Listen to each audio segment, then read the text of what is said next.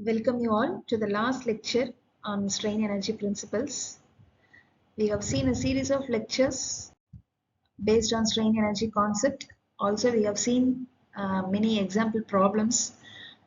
And in this lecture, we are going to see about the Truss analysis using principle of virtual work.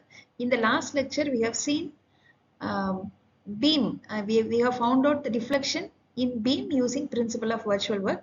Here we are going to do the truss analysis using principle of virtual work. A truss is given and we are asked to find out the vertical displacement at point A. In case of truss, we'll denote it as displacement. In case of beam, we'll use the term deflection. Okay, so we are asked to find out the displacement at point A of the steel truss, which is shown in the figure. The cross-sectional area of each member has the same cross-sectional area, which is 1250 mm square. Young's modulus is given as 2 into 10 to the power of 5 Newton per mm square. This is the truss which is given in the problem. This is a real force. We are asked to find out the displacement at point A, and 40 kilonewton is the real force which is acting at A. And here, before moving on to the solution, we have to find out the length of each member. Here totally we have AB is one member, AE is one member, BE one member, DE another member, BD one member, and BC one member. Totally we have 1, 2, 3, 4, 5, 6 members. We should know the length of each member. Cross-sectional area, we are asked to take the same cross-sectional area for all the members, which is 1250. The length of DE is known, which is 3 meter. Length of EA is known, which is 3 meter. The length of BE member is known, which is 3 meter. Length of BC is known, which is also 3 meter. We do not know the length of the member AB as well as BD. We have to find out the length of the member AB and BD. Here we have found out the length AB, which is equal to, you take this triangle, and AB will be equal to root of B square, Pythagoras theorem. Here we are using the Pythagoras theorem to find out the length of AB.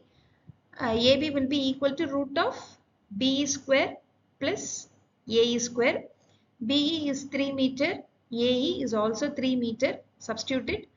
The length of AB is 4.24. Same, the length of BD is also 4.24. Now we have calculated the length of all the members. Next, what we have to do, we are asked to find out the displacement at A. Where we are asked to find out the displacement, at that point we have to apply a virtual unit force. So remove this 40 kilonewton and apply 1 kilonewton. This is virtual force. This is the formula to find out the displacement at any point in case of truss. What we have seen in the previous slide, in the previous lecture, we have seen the formula to be capital N small n into L divided by AE. The same formula here.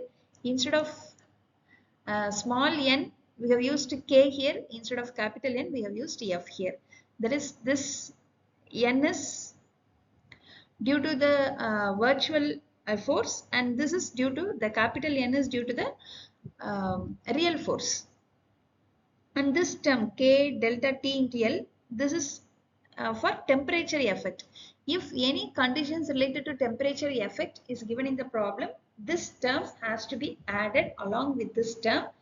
In this problem, no information about the temperature effect is given, so you can simply neglect this term. You just find out only this one. Here first, we are considering joint A. Two members are connected to joint A, and the angle is given as 45 degree. In the previous truss analysis in Castiglione's theorem, what we have done, the same thing here also. First, while assuming, we have to consider all the member forces to be tensile, that is, it should be away from the joint. This would be our assumption. First, we are taking the imaginary load at point A. We have two members connected to A. One is AB and another one is AE. AB is inclined, so it has to be resolved into two components, horizontal as well as vertical. First one, taking vertical forces equal to 0. What are the vertical forces here? One is KAE.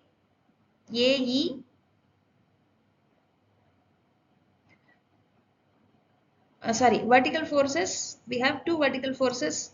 One is KAB. KAB, this is a vertical component, so it will be sine of the angle given here is 45 degree. This inclined member is resolved into vertical component as well as it will have horizontal component which is KAB cos 45. So this is KAB cos 45, the horizontal component.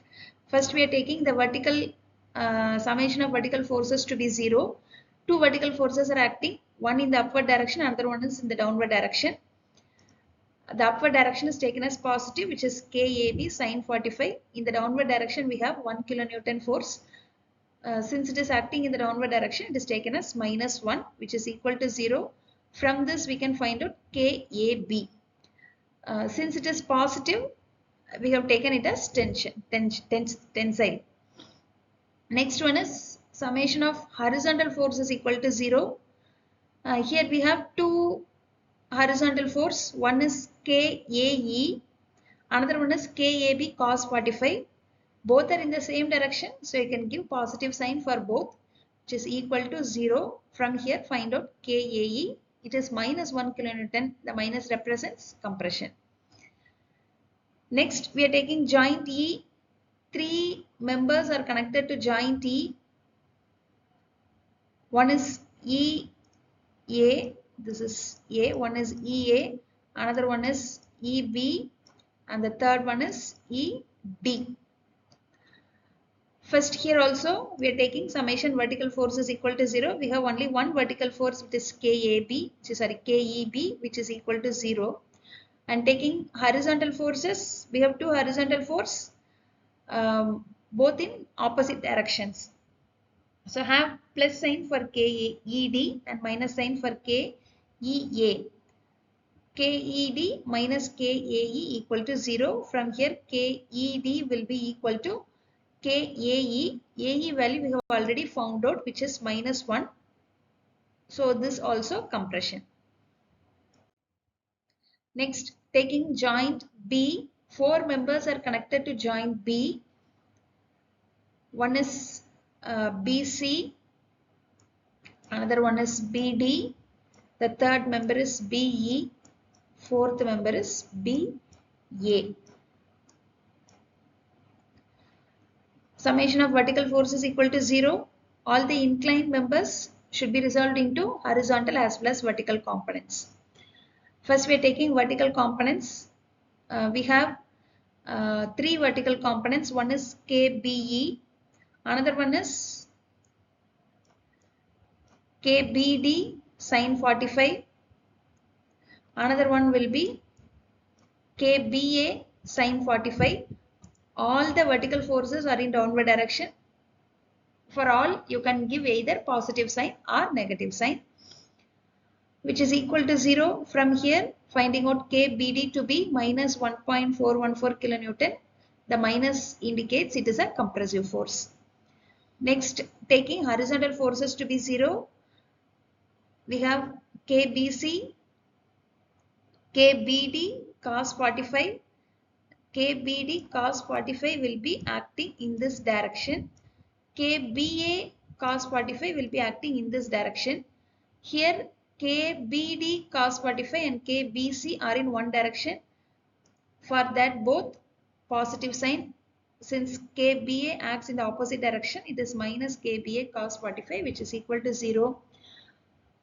Whichever values are already known, just substitute it. From here KBC is 2 kilonewton. It is positive. It indicates a tensile force.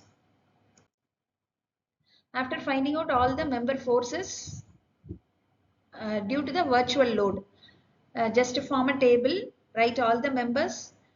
This is K, that is the force due to virtual load. Next, we have to find out the force due to the real load. Just multiply the real force which is given in the problem is 40. This value is 1.414 into 40. Here 2 into 40 minus 1.414 into 40. Multiply by with 40. Here you will get the values or F. Next, length. We have already found out all these 3 meter length. All these values were given in the problem itself. This 4.24 we have found out in the first step.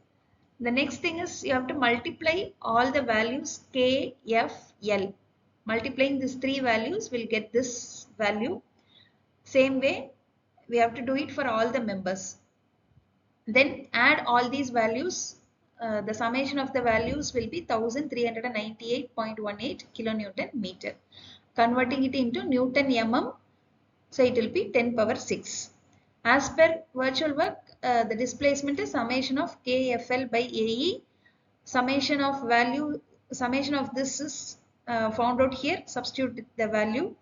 A is given as 1250 for all the members. Substitute the value of 1250. Young's modulus is also given in the problem as 2 into 10 to the power of 5. After substituting the values, we'll get the displacement as 5.59 mm. So this is the displacement at point A due to the force 40 kilonewton which is acting at A. First we have to find out using virtual force. Next, after finding the member forces using the virtual load, just convert it into real member forces. For converting into real member forces, we have to multiply it with the real load which is given in the problem. Okay, thank you.